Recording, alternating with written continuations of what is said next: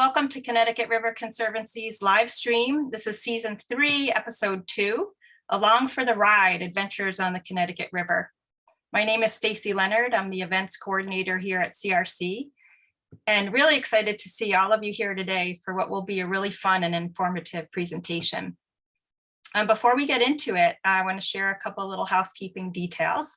We are recording this episode and you'll be able to view it on our live stream page and our YouTube channel within about 24 hours. I'll be sending an email out at the end of the day today with all of the links, all of the resources that are talked about today. So don't worry about jamming notes down. You'll get all that info as well as the contact information for our speakers if you want to ask questions afterwards. And speaking of questions, you'll probably have many of them, so please put them in the chat box and we are going to answer them at the end of the presentation. All right, so this episode is a really fun follow-up to another one we ran last year that featured stories of folks who had paddled the whole Connecticut River, 410 miles. And this time we wanted to look for stories of other ways people were engaging with the river. And we brought together an angler and a swimmer who are both extremely passionate about their sports and about clean, healthy rivers. To start our conversation today, we're going to have Gabrielle Chevalier, who is CRC's lab and special projects manager. She wears many hats for CRC, and one of her passions is river recreation. She's here today in her role as a member of the executive committee for the Connecticut River Paddlers Trail, and she'll give an overview of the trail and share a lot of resources with you. Then we'll hear from Rowan Lytle, who is a central Connecticut-based fishing guide, writer, photographer, and conservationist. He's the chair of the Connecticut chapter of Native Fish Coalition and a longtime volunteer for CRC as a river herring observer.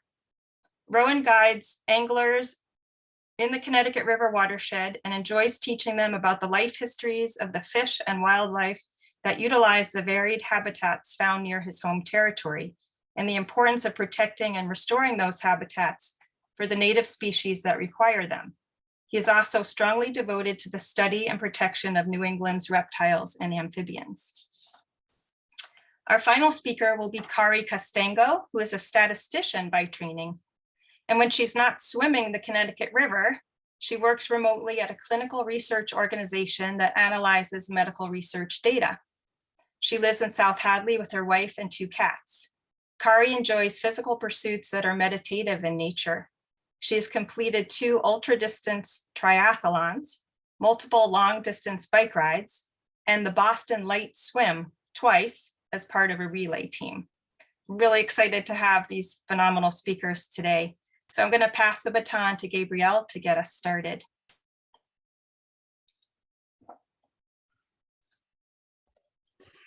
Hi, everybody. Thanks for joining us today. Like Stacy said, there are a lot of different ways to recreate in the Connecticut River Valley and on the Connecticut River. And so I'm kind of the how-to section of this talk. I'm just going to walk through some resources that are available to folks. There's swimming, there's angling, there's rafting, paddling, hiking along the river, sitting and observing the river from the bank. So there's a lot of different ways to recreate. I'm just going to talk about some of the ways to do that. Next, please. The first piece I wanted to talk about is the Connecticut River Paddlers Trail. And I might be biased, but I think it's kind of one of the crown jewels of the Connecticut River Valley. As a paddling enthusiast, it's something I'm really passionate about. And the Connecticut River Paddlers Trail is a series of primitive campsites and access points that run along the whole Connecticut River. And the coalition that manages the efforts to sustain this trail is about 20 groups in all 4 states. And there's ongoing efforts for expansion and development overseen by the executive committee, and it's led by AMC in Massachusetts and Connecticut. And the trail is funded all by donations, business contributions, and grants. And so, the dream here, like Stacy said, other folks talked about it at the last live stream if you wanted to watch that one, but being able to start north and make your way all the way to the Long Island Sound, traveling by boat and staying at these campsites along the way. Next, please. And so we can't talk about recreation on the river without talking about safety. And so one of the things that CRC and other partners have is this website called Is It Clean Hasta Limpio? And it's an easy place to find water quality results about water in the Connecticut River watershed. And so organizations, including CRC, test throughout the kind of swimming and boating season. So from May to October, test bacteria samples taken by volunteers up and down the watershed. And if you're wondering, is this river safe to swim in, bacteria level wise, all you have to do is go to ctriver.org/isitclean, and you can search by city, state, water body, or monitoring organization to get information about the bacteria status of the river. And the goal here is just making sure that swimmers and boaters are able to make informed decisions about the safety of swimming in these spaces. And as you can see on the left side, the blue icons indicate that the water the level of bacteria is safe to swim in, the red is not, and the yellow is safe for boating. And again, all these resources will be sent out at the end. Next. And so finding your way. The next two slides are just about print resources that are available. If you're already ready to start planning your trips for the summer, you know where you want to go, but you don't know how to get there. You want to know what's along the way. There are a lot of great print resources. So the first is the Connecticut River Boating Guide, which includes maps and mile-by-mile descriptions of what to look for on the river. And so this one kind of pairs history, geologic information, stories, ecological information with maps. On the right here, we have recreation maps that are laminated, and those go from Bellows Falls, Vermont to Hartford, and it's a useful information for anyone along the river. Next, please. And all of these are available at ctriver.org/shop. Continuing on with print resources, we have a map of the Connecticut River Paddlers Trail for Vermont and New Hampshire, and that lists all the access points, campsites, portage trails, and information on natural and cultural history. So it's a really good partner, a larger, more in-depth map. It's a good partner to the book. And there is a Massachusetts and Connecticut map that's coming out this summer, so there'll be a set of both of those for the whole Paddlers Trail that we're really excited about. And if you are a smartphone user, there's in 2021, a smartphone app was launched, has all the same information as the Paddlers Trail map and the boating guide, but it's in a smartphone app that allows folks along the trails to geolocate themselves along the trail. So all of these pieces go together, and you can learn more about them at ctriver.org/shop. All right, next slide. And I'm not going to get into every piece of information that's on these next two slides. I want to make sure we have time for the speakers, but listed here are just a lot of different ways to get out on the river. And so if you, like I said, if you're ready to start your journey and you know where to go and all you need is a map, great. And if you need a little bit of support in doing that, in Connecticut, I've listed here different outfitters that rent apparel, that rent canoes, stand-up paddleboards, kayak rentals, guiding.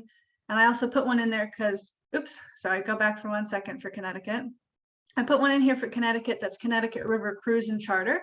And those are boats out of Glastonbury that do cruises and dinners. Like I said, there's a lot of different ways to engage with the river. And so I'm just trying to include kind of a smattering of resources here. Again, in Massachusetts, kayak rental, canoe rental, guided rafting trips. And I'd be remiss to say, if I didn't say that the Appalachian Mountain Club in Connecticut, Massachusetts, and New Hampshire also runs guided trips and events. And you can check out all of their event pages. And all of these links will be sent out later. One last slide before we get to the speakers is the same exact thing just for Vermont and New Hampshire. Again, saying that there's canoe, kayak, stand-up paddleboard, outfitting companies. In Fairleigh, there's one that rents out motorboats. Again, just different resources to support you in getting out on the river, whatever way that may look.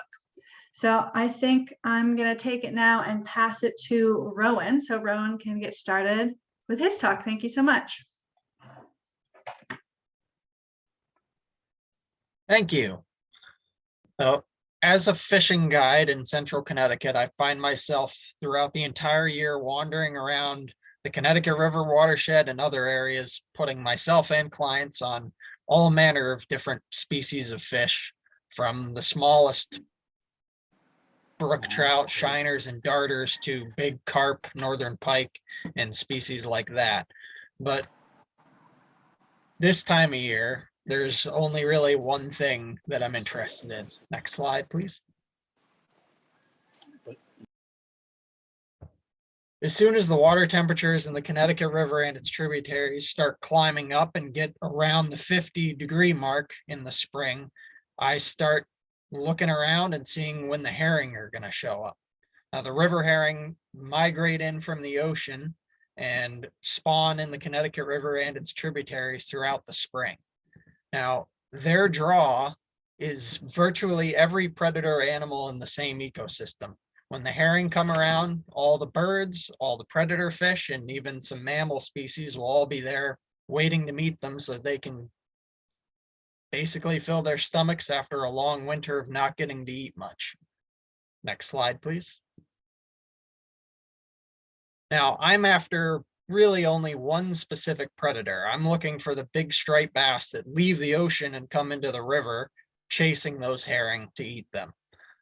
I tie these massive flies that look like the herring in shape and profile and swim and act like the herring do in the water.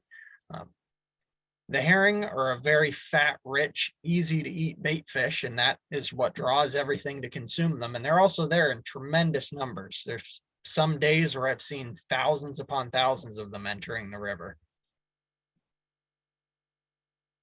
Next slide, please. Most of the action happens at night. A lot of the herring will spawn almost exclusively after dark.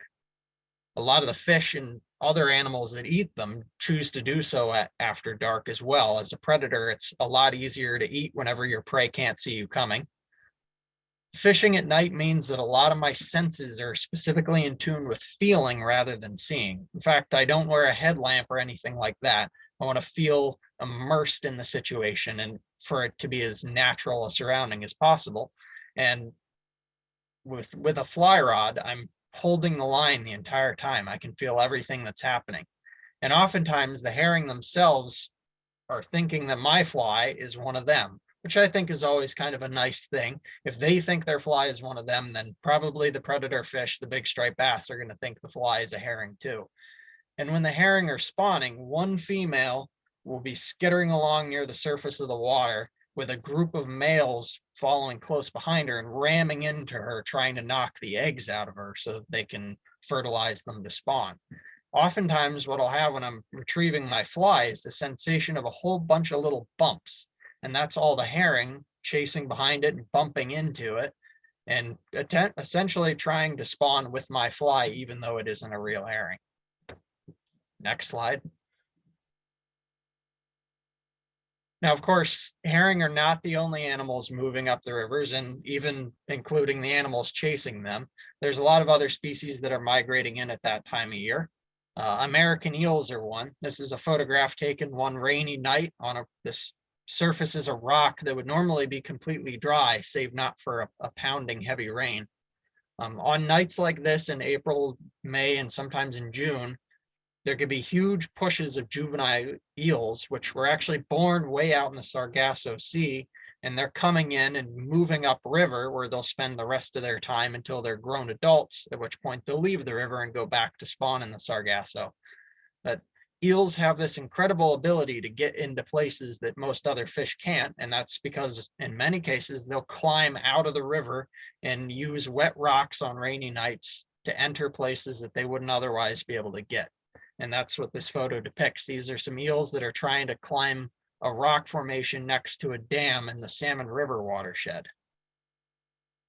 There's also other species like sea lampreys that are migrating upstream to spawn right alongside the herring. And although some of these species aren't particularly appreciated, on nights when the fishing isn't going very good, or it's been so good that I'm happy and satisfied, I'll spend the entire rest of the night walking around with a light on, observing what other animals are moving around. And oftentimes I'm seeing eels, lampreys, species that aren't migrating, but are just active at that time of year, taking advantage of the warming water. And it adds to the experience tenfold.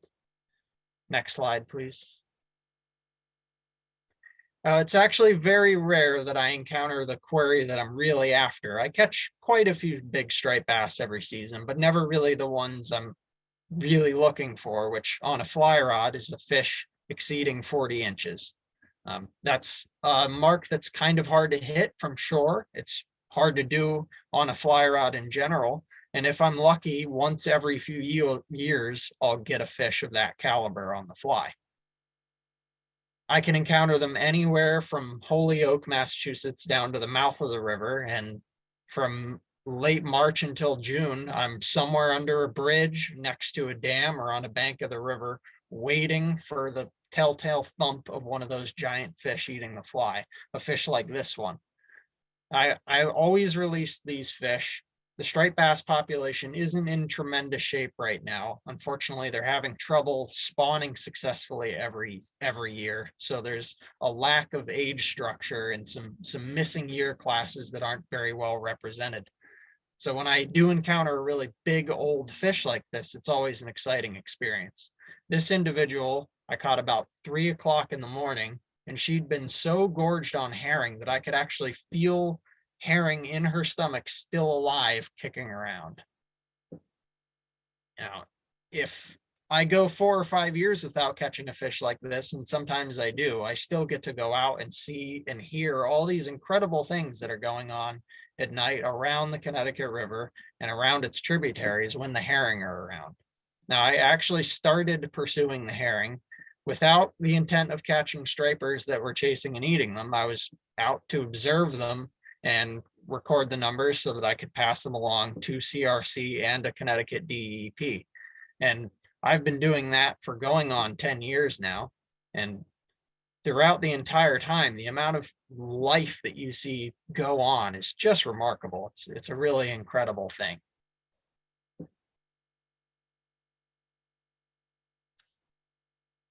I believe that's my last slide. I'm pretty certain it is. I'll pass it along to Kari.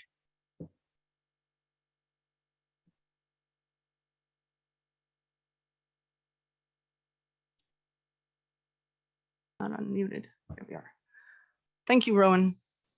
Hello, everyone. So yes, I am swimming the entire length of the Connecticut River, and I am swimming it while wearing 7 Norwegian coins. And it wasn't until January of 2019 that I decided that I wanted to do it with the coins. Next slide, please. I thought it would be pretty cool to be able to hold the coins in my hand and think that these have traveled the entire length of the river, and that the power and strength of not only myself, but of the river would also be held within them. So I restarted the clock in 2019, and in that year I swam 80 miles from just above the Vernon Dam in Vermont down to Thompsonville, Connecticut. In 2020, I swam 60 miles of the river located immediately above the Vernon Dam. And during a 4-month leave of absence from work this year, I swam just over 163 miles. Some think I'm crazy, and for different reasons. For me, this journey is about developing a relationship with the river, not about conquering it. It's about meeting and getting to know people who also enjoy and appreciate the river. And through this all, I've gained a greater, deeper appreciation of what the Connecticut River Conservancy has accomplished since its inception in 1952. I hadn't known about the river's history when I began swimming in it. Next slide. When I swim, I am not alone. Safety first, always. And not just for me, but also for the people who support me on a given swim. And depending where I swim, support is by canoe, kayak, or a Boston whaler that's outfitted with a trolling motor that's used when I swim. I stay hydrated via Camelback, and my support are kind enough to hand me shot blocks for fuel every 30 to 45 minutes during my swim. Next slide, please. This slide lists the things I take into consideration when formulating a swim plan of a river reach. The Connecticut River Boating Guide that Gabriella had shown in the opening slides is a key resource I use when planning. And it defines a reach as a segment of the river that can be paddled in one day. And it breaks up the Connecticut River into 28 reaches, ranging in length from 9 to 24 miles. I'm a strong swimmer, but I have not yet swum 9 miles in one outing without assistance from the river's current. At the beginning of a swim season, my swims are 3 or 4 miles long and maybe 7 miles near the end of the season. A lot of time is spent planning. Next slide. So here's the photo of the Connecticut River Boating Guide and snapshots from the book. And also, next slide, please. I also use the Connecticut Rivers is a Clean website and the United States Geological Survey website in my planning. So as mentioned in my introduction, during the day, I'm a statistician by training, and this particular graph on the right makes me very happy every time I look at it because it tells the following story. And pardon me, because I'm going to be referring to myself in the third person as I tell this tale. So because there was minimal fluctuation in the amount of water coming from the Turner's Falls Dam 2 days before Kari's planned 3-mile swim from the Popular Street access in Montague. And the discharge rate was around 8,000 cubic feet. And this was the swim was on June 21st. Kari thought that the swim would occur in what Kari refers to as flat water, comparable to swimming in a lake. That my wife, Allison, and friend Martha Morgan would have a lovely 1.5 hour early evening paddle and swim to celebrate the summer solstice that occurred on June 21st. And that they'd exit the river on Riverbank Right, thanks to Atlas Farm granting them permission to walk through their property. However, late in the afternoon on the 21st, Kari noticed an uptick in the discharge rate. And this is the bottom red circle. And I realized that the water was being released from the dam, but how much water and for how long, Kari wouldn't know until after the fact. You have to remember the graph you see here was unfolding in real time. And after I left my home, I didn't have access to the website. So they got on the river at 6 p.m. and there was a noticeable current, but the river was still swimmable. And it wasn't until they reached their planned exit point after 43 minutes, rather than the hour and a half that they thought that it would take. So Kari realized just how substantial the current was. And it was much later that Kari determined it was roughly a 3-mile-an-hour current. Next slide, please. So during doing some quick math in my head, I figured that given the river's current, we'd reach the Sunderland ramp perhaps 15 minutes after sunset.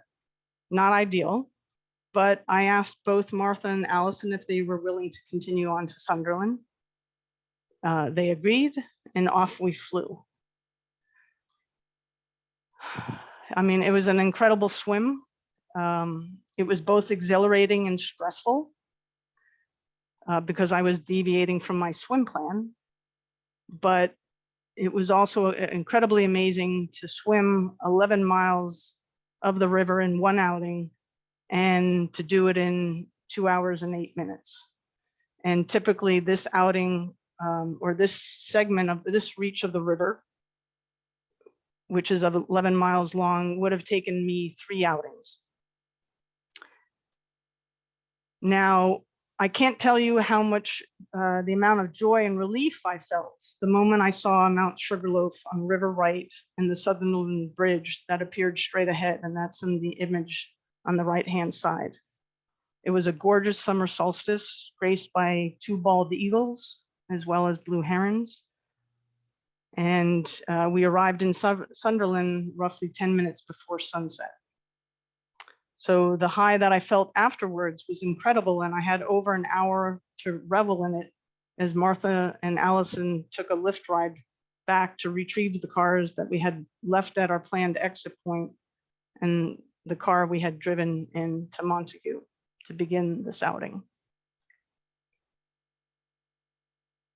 Next slide. I also used the Saltwater Tides app because when swimming in the river at and below Hartford, I need to take into account the tide schedules. And the left-hand snapshot is of an email exchange between Tim Lewis and me. Tim was providing me support on the Selden Island to Amtrak Bridge in Old Lyme. This occurred on August 19th, and as it turns out, Tropical Storm Henri was passing through that morning. And the photo in Tim's text is from Windfinder, and as you can see, winds were forecasted to be roughly 12 miles an hour the entire outing. The torrential rains occurred while towing the Boston Whaler to the Selden Bridge State Boat Launch in Old Saybrook. The 4-foot waves, as a result of the winds, would make for additional fun during the swim, but I knew I would be contending with waves when swimming this segment of the river regardless, because if it was a beautiful, calm day, lots of yachts would be out and about creating the waves. And with Tim and Rick's support, I prefer to swim in waves without the added stress of my support team needing to deal with boat traffic. So the swim was on. And again, many thanks to Tim and Rick for helping making this swimming outing possible. Next slide. Highlights of this swim included, of course, the 4-foot waves and seeing osprey flying overhead with fish in their talons back to their nests that could be seen along the river's shore. And after battling the waves for 6 miles, I could physically feel the pull of the ocean as I swam towards it. I was headed toward the sound. And later, Tim told me he clocked me going at 2.8 miles an hour at the start of the swim. Again, that was roughly 6.4 miles upstream, and then 4 miles an hour during the last half mile of the swim. Given the weather conditions, Tim had to abandon the trolling motor and use the main engine to keep up with me while swimming, while Rick endured the cold from waves breaking over the bow of the boat during the outing. And this outing also makes the top 10, one of the top 5 swims to date. Next slide.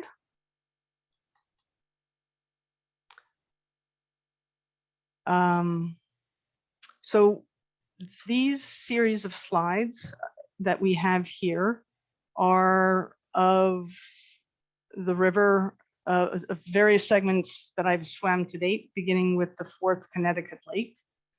I have not yet, or excuse me, I did not swim in this. However, I did hike up to this area and I did take the coins from around my neck and dunk them into the water. My friend Deborah Marshall and I had hiked up there, and we had also brought waders, and the intent was actually to walk the stream from the 4th Connecticut Lake to the 3rd Connecticut Lake, but we abandoned that plan quite quickly because of the tremendous overbrush. It didn't make that possible. Next slide. This is a panoramic view of the 3rd Connecticut Lake meeting the 2nd Connecticut Lake.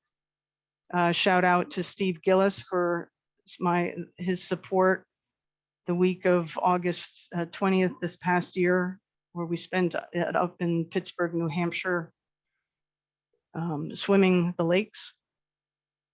It was just gorgeous.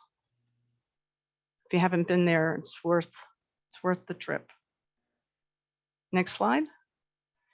Here is Comerford Dam. A special shout out to Tim again. I actually didn't think I would be able to swim the segment of the river from Comerford Dam to the Monroe Barnett Bridge that was roughly 3 miles downstream. The description of this segment of the river in the Connecticut River Boating Guide talks of rapids and rough water. And we just happened to catch it at a time in a sweet spot in time. And that picture to the right is literally just moments after getting into the water and before I began the swim. That was an incredible outing. Next slide. Here is Woodsville, New Hampshire. And this was swam the day before the Comerford.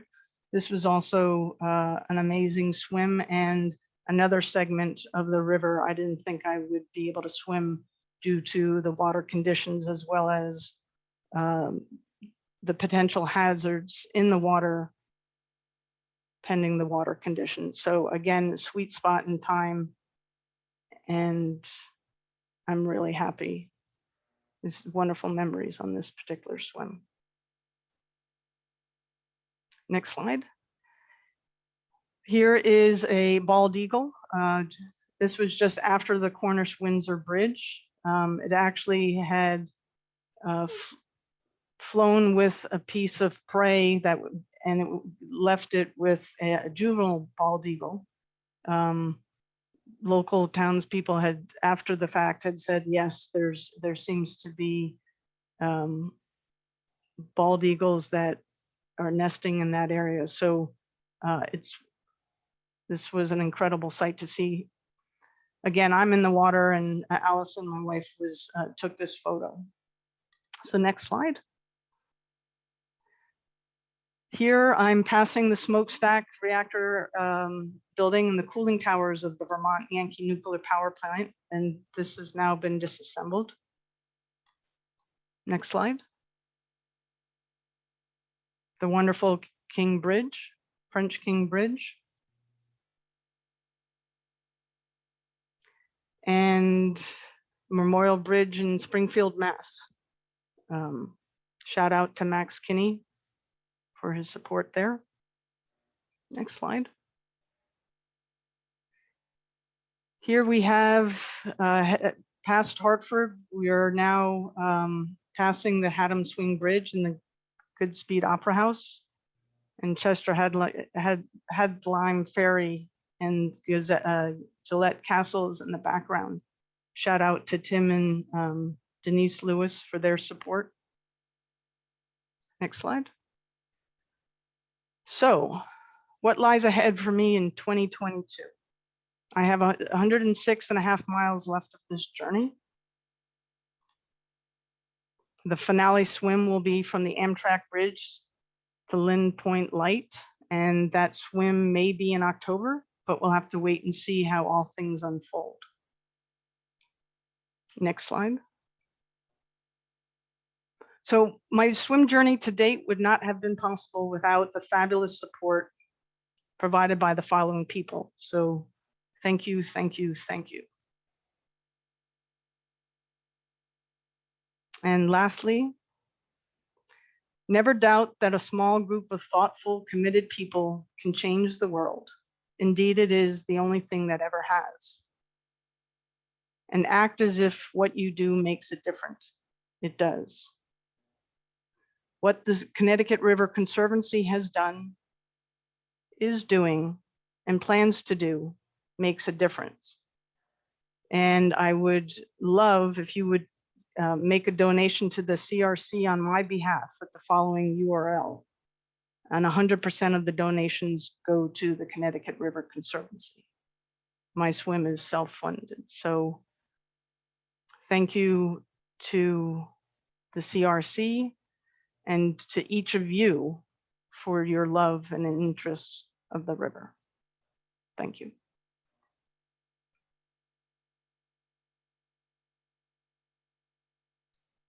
Thank you so much, Kari, and to Rowan. I feel like you've both shared so much passion and love for the river and for your own personal journeys. And I feel really inspired, and I'm sure a lot of people do as well. I wanted to share before we move into the Q&A and I'll share again, as I mentioned in the beginning, an email will come later today for everyone who registered with all of these links, but there are many ways to be part of this community. You already are part of the community by being here. You can read some more stories of other people who have had an adventure on the river. You can volunteer with us. We have e-news. We have ways for you to get the resources, as Gabrielle had mentioned at the top. And these are our speakers and their emails, which we'll also share later in that email. So I'm going to pause my share and see everybody who wants to join us either by video or audio. And we'll go to the chat. We'll start. I'm going to pass it to Gabrielle to start probably just from the top and see if we can tackle some of the questions people answered. And if we don't get to your question today, you can reach out directly to our speakers, and we're happy to connect you with more info. But I think we have a good amount of time now to get into conversation. So thank you, everybody. And thank you again, Rowan and Kari. One more note. If it looks like we're really in the juiciest part of the conversation and 1 o'clock hits, and if you need to go, we release you. We will stay on maybe an extra 5 minutes or so if anybody would like to. So don't feel pressured, but that's an opportunity if you want it.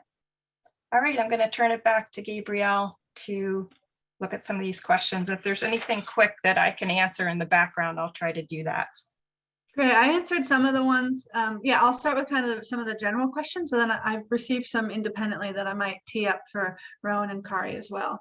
The first general question was, yes, it's going to be recorded and all of the information is going to be sent out. I know some folks had to duck out early. So again, recorded, sent out, all of those resources will be accessible.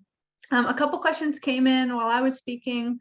The first question is, I think, can you briefly answer that question for us? So in general, is it safe to swim? And so I think, as Kari had said, there's factors that make it safe to swim and not safe to swim. And so when we talk about recreation, we talk about safety in terms of bacteria. We also talk about water levels. It's important to recognize that on the Connecticut River, there's water flowing out of dams, and that changes. So it's important to check stream gauges and dam releases.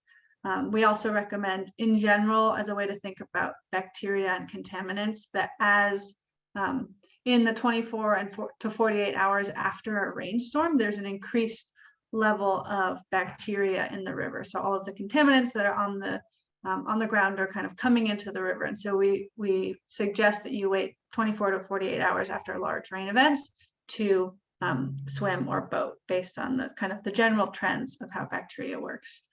The next question is regular testing done for chemicals to know if it's safe to filter and drink the water. So we at the Connecticut River Conservancy don't test for that. That's kind of state and federal jurisdiction.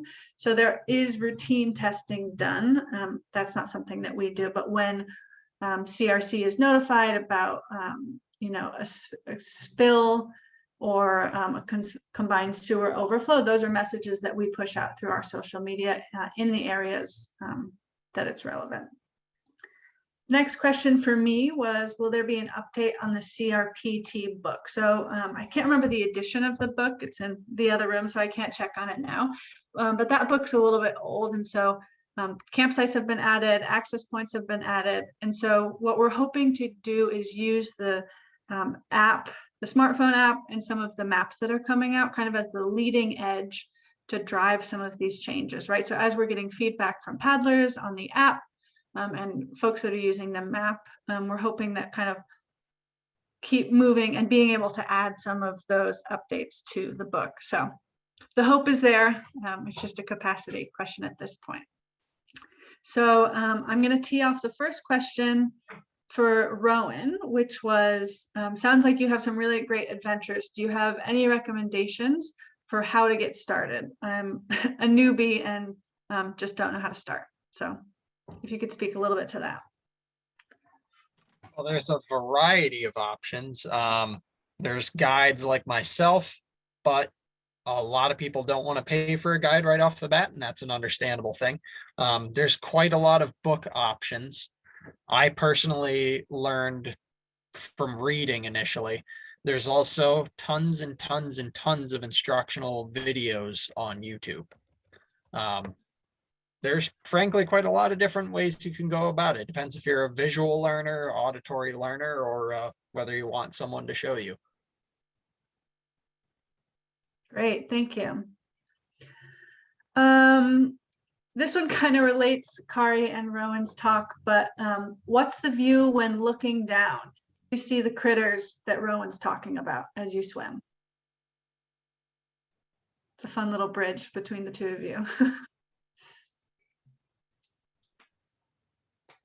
So,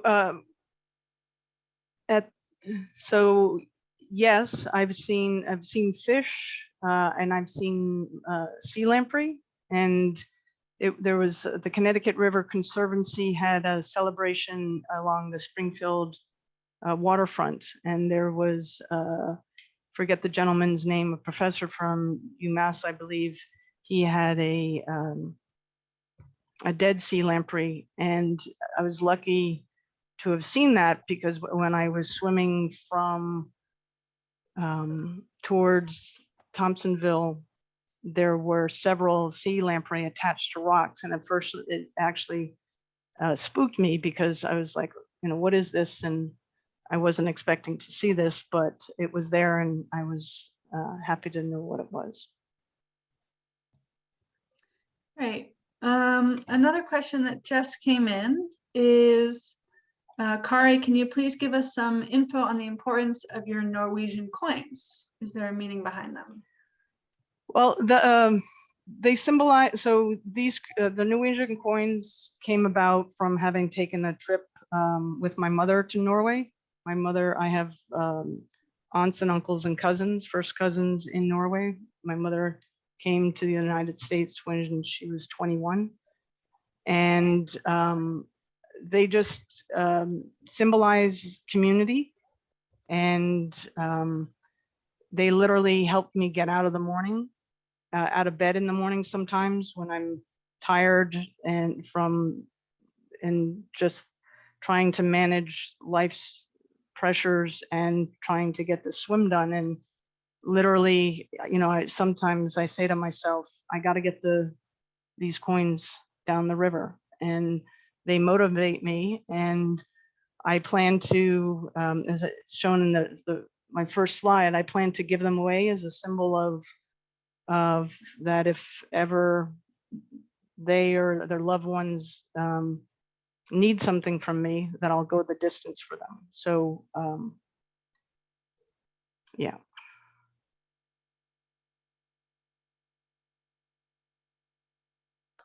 All right, thank you. Another question for Kari is, how long do you think it'll take you to finish the last 106 miles? Oh, good question. Well, I'm not sure. On one hand, I'm hoping I'll be able to do it in 2022.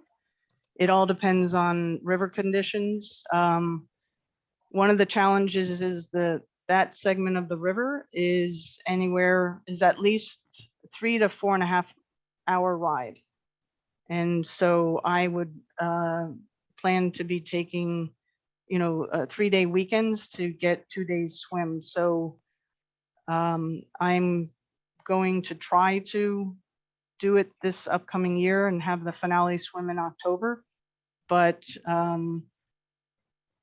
this past year there was heavy rains and the elevated E. coli level, and I couldn't swim for 2 weeks. So it's nature has the final say, but I'll keep you posted.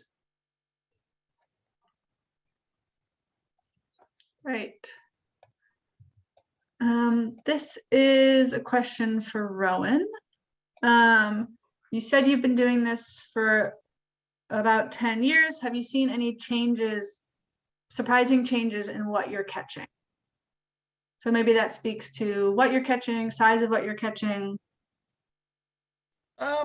Not particularly. There's been year-to-year fluctuations of the number of river herring around. The only particularly surprising thing has been American shad showing up in places where there haven't been American shad for many years, and frankly isn't even really typical shad spawning habitat. Not really sure what to make of that, but in the last couple of years, I've seen small schools of American shad showing up in kind of bizarre places.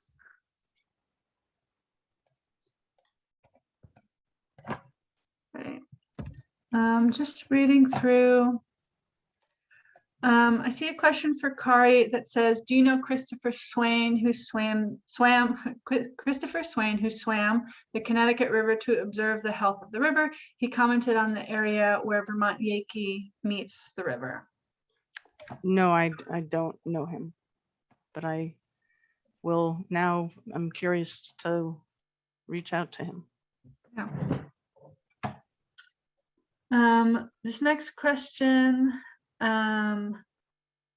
is, I think, a question for me. Is there a listing of boat ramps for the Connecticut River that includes their condition, paved, dirt, silted over?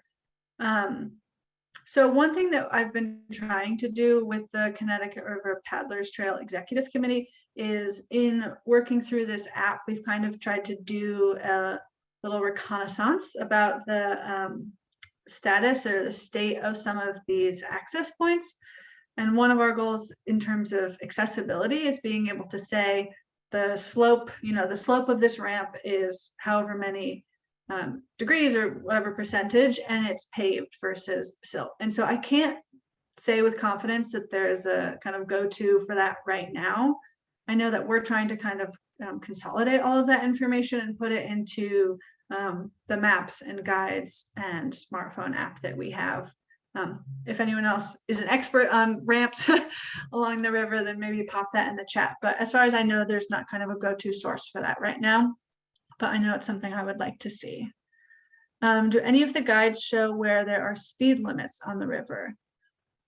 I know that the app doesn't, and I think that the maps in general say, where there are no wake zones, but I can't speak to specific speed limits.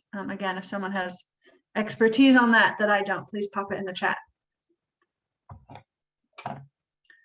A question for Rowan is, have you caught catfish? I've been trying to catch them at night with limited success. Many. It can be sporadic. There's years where I catch very few.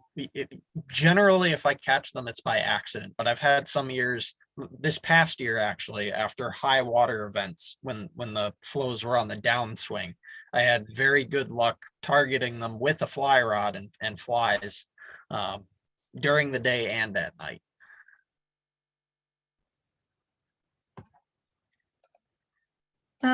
Just a note from Mark saying, regarding the question to Rowan about getting started fishing in the fall, the Westfield River Watershed Association runs a fly fishing clinic in Huntington. The Western Mass Fly Fishing Association is involved, and they're also a good source of information. So thank you, Mark, for popping in some resources there. Above the Holyoke Dam, what is the predominant fish species that you might expect to see? So maybe a question for Kari as you swim that space, or a question for Rowan as you fish that space.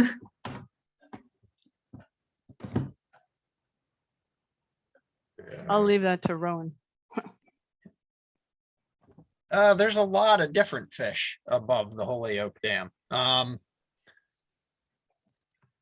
There's shad there that are passed by the Holyoke Dam.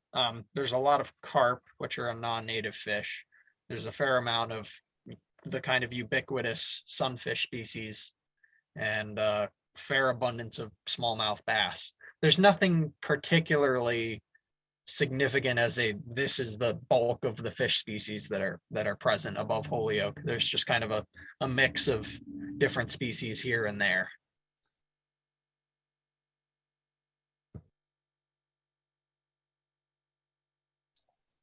Great, I just thank want you.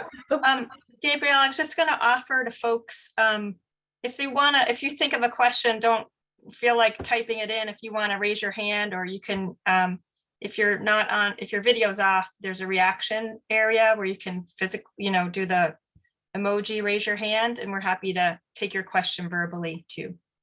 Yeah, great. I just have 2 more questions that I saw come in, and otherwise that sounds great if folks have questions they want to ask.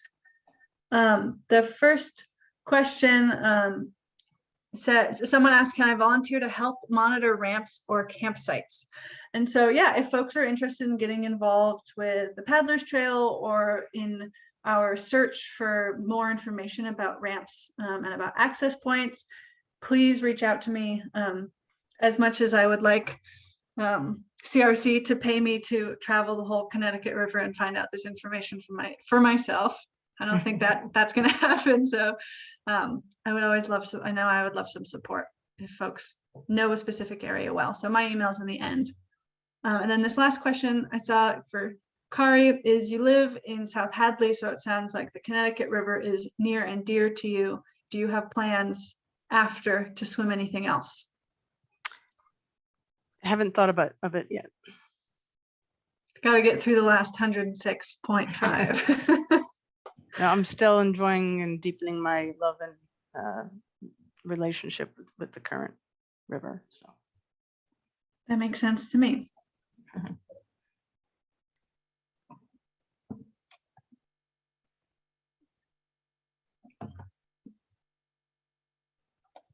All right, a question. They're cruising in. We love to see it. Like Stacy said, if we can't get to them, we'll try and answer some of them in the responses that are sent out later.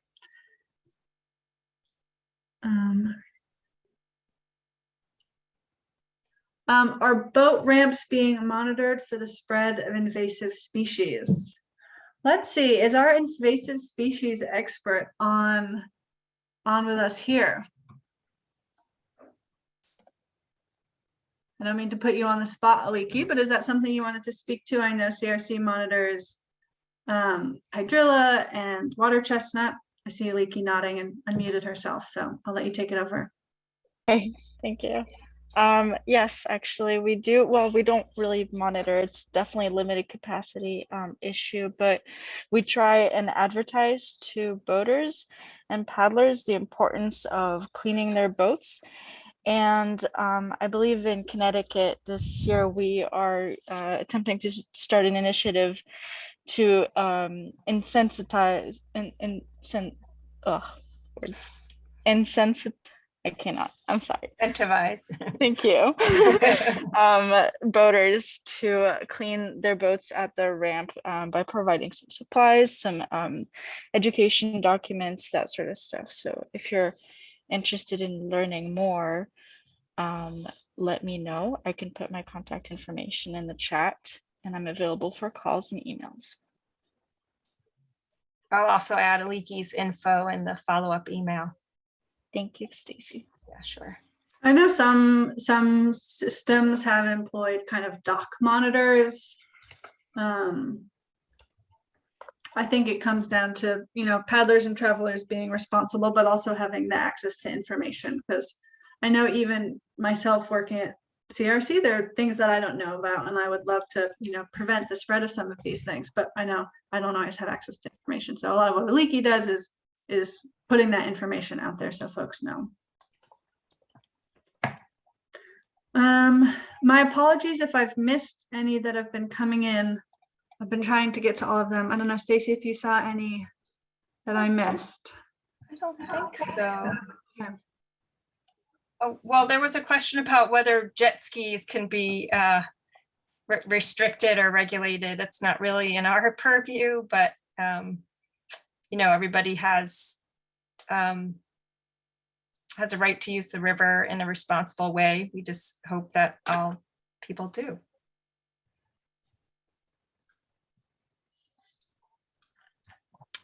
Does anybody have any questions who are hanging on here now? We have 2 minutes left, so you might get the last question. Get it in. All right, well, we really appreciate all of your time coming to listen, and especially to Rowan and Kari, and thank you so much, Gabrielle and Aliki. It's been so exciting. Actually, can I ask one more question? I kind of want to curious for Kari and maybe for Rowan too, like what do you find are the biggest challenges to your endeavors, I guess? I mean, for Kari, I can see there could be many challenges of a different nature maybe than Rowan's, but yeah, what keeps you going? What motivates you on that, 42-degree and raining morning, stuff like that, or middle of the night, as it would be for Rowan?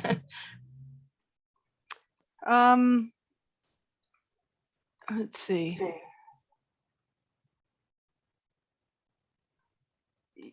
It's hard to it's just the beauty of the river and feeling connected, and one is with my swim, I'm raising awareness for the Connecticut River Conservancy, and at times, prior to partnering with the Connecticut River Conservancy, I wanted to do something to help the river or to be able to make a difference in the world, and I didn't know how to do it. And rather than needing to recreate the wheel, Lori Herrick had introduced me to the CRC, and realized that my passion for swimming could help the CRC's mission. But it's just being out in nature, of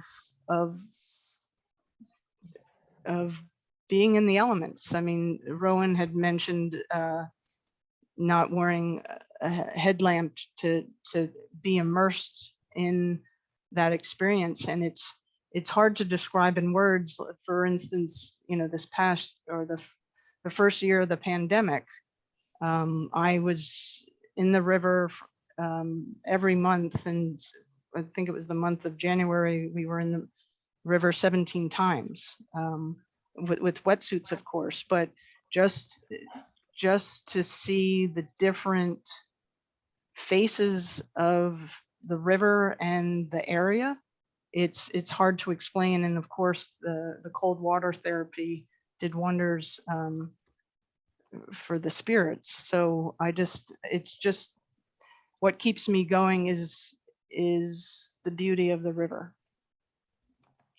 So Great, thank you. I think she hit the nail on the head. I don't know how to explain it any more eloquently than that, frankly.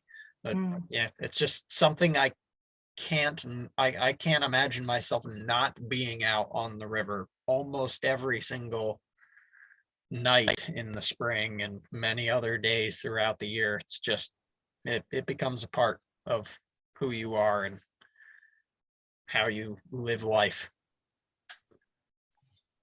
Great, that's beautiful. Thank you so much.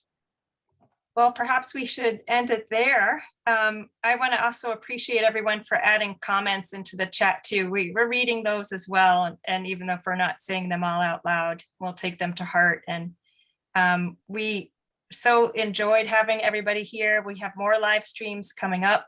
Stay tuned to our calendar at ctriver.org/events. And we'll soon get out on the river and for more in-person events as well. And, stay connected, get on our mailing list, and volunteer for some of our programs. There's so many great ways to connect. Thank you again, Rowan and Kari. Beautiful. Thank you, everybody. presentation. thank you.